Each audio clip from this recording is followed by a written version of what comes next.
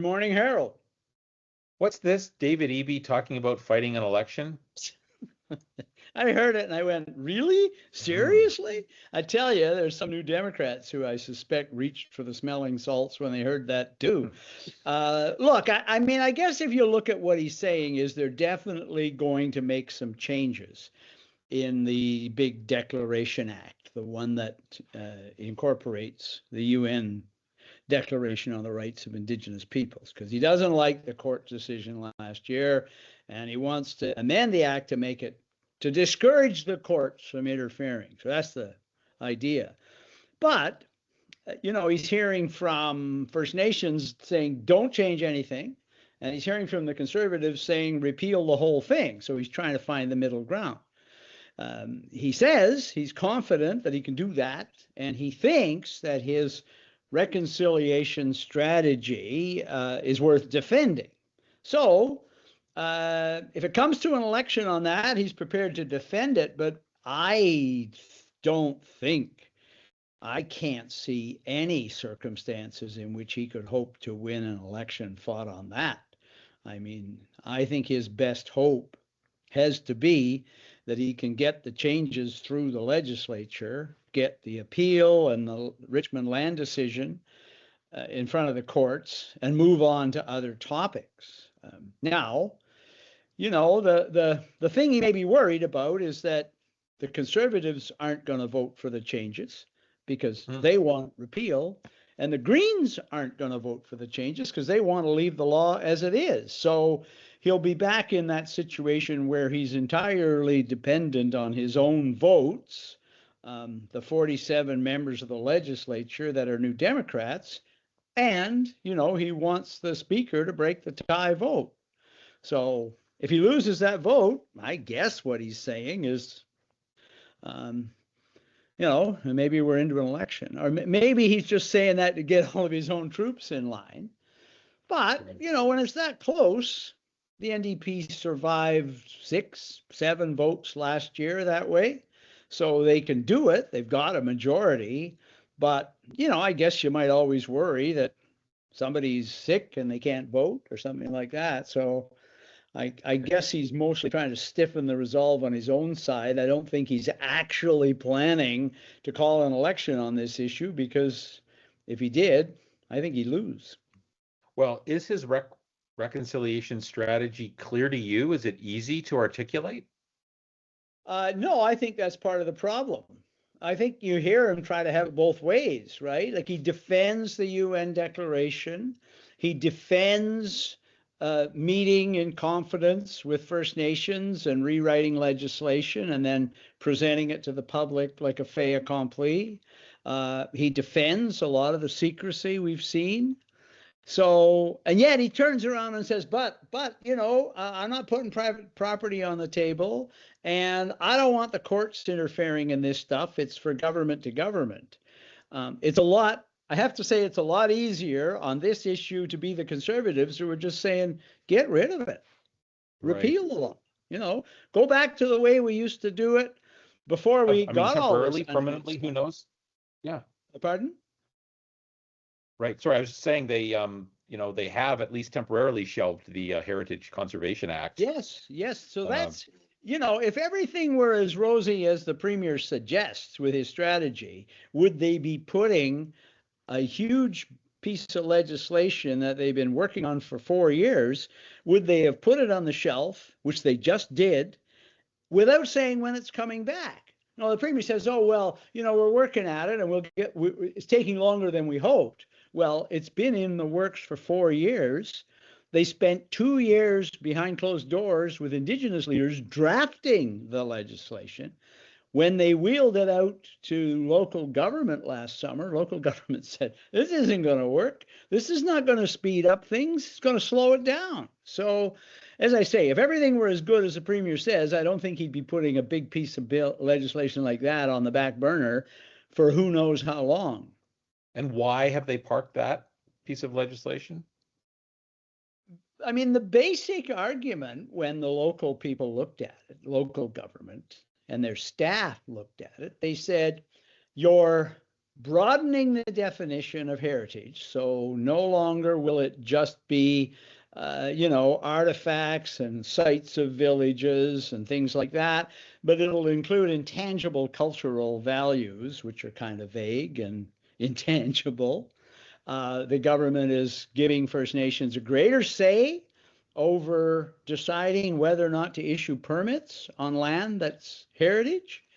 And they're making the municipalities meet more tests to approve projects without providing them with the resources to do those reviews. So local government said, this is not going to speed things up. This is going to slow things down. And then local government reminded the New Democrats that they want more housing projects approved quickly, more infrastructure projects approved quickly. And local government said, you're just going to get the reverse on this. Business community said the same thing. And I think, Harold, the fact that the government's put the legislation on hold for more consultations tells you that they agree, the critics were right.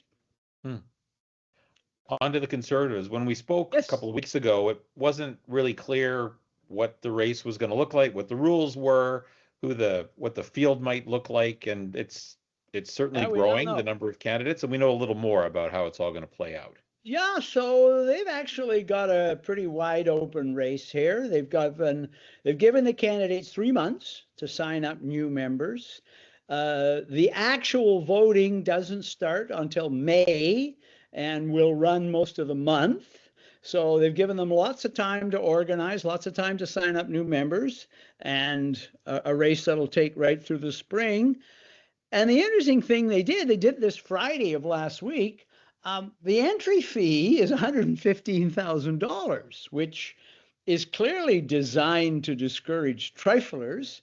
I thought that might drive some people out of the race, but you got 6 candidates so far, and a 7th joining next week. This grocery guy, Daryl Jones, who was the president of Save On Foods for Jimmy Pattison, he's got a big announcement in Surrey next Tuesday. I can't imagine he's going to announce he's not running. So we should have, we've got 6 candidates already and 7 by next week. And none of them seem to be discouraged by the entry fee. Anybody leading the pack as yet? Well, the big departure last week, Chris Gardner, the ICBA head, I think he would have been on the final ballot. So he's out, and you're seeing members sort of running around trying to scoop up his support. I would say Ian Black, the former cabinet minister, would probably be one of 2 names on a final ballot. We still don't have a high-profile person with deep ties to the Conservatives running, because Black was a former BC Liberal cabinet minister. But Kerry-Lynn Finlay, the former federal MP for one of the Surrey ridings, I think she's planning to run, so she'll be in there. And Daryl Jones is kind of a wild card, right? I mean, we've got a business leader coming in from outside. He's got a nice starting slogan. He says the thing he learned from Jimmy Pattison is that the customer is boss. So if you start thinking that the voter is boss, that might well be something that would appeal to people who are looking for something other than a routine politician as a candidate for party leadership. Well, and of course he has the profile because of all the TV ads he's been in, right? Daryl's deals, yeah, all that, and yeah, it's interesting because we got another business leader running here too, Yuri Fulmer, the A&W guy. So there's a lot of interest in this race, and that tells me as well that the Conservatives have seen polling that suggests the New Democrats are not in a comfortable position.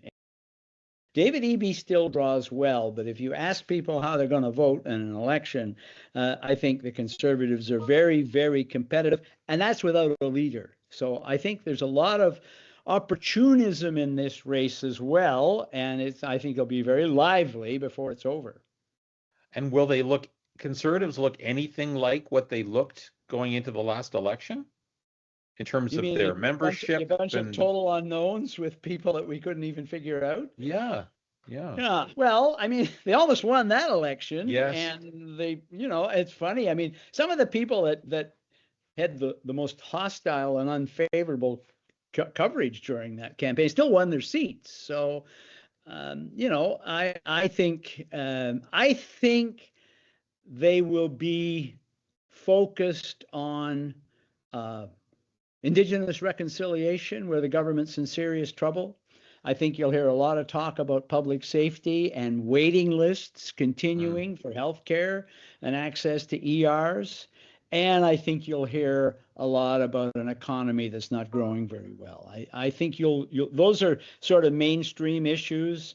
I don't think you'll hear a lot of talk about some of the, narrower social issues that affect, upset, engage some voters, but are not the mainstream things that decide elections. Right. Okay. Well, that's great, Vaughn. Thanks. We'll chat again next week. Yeah, we'll talk again next week, Harold.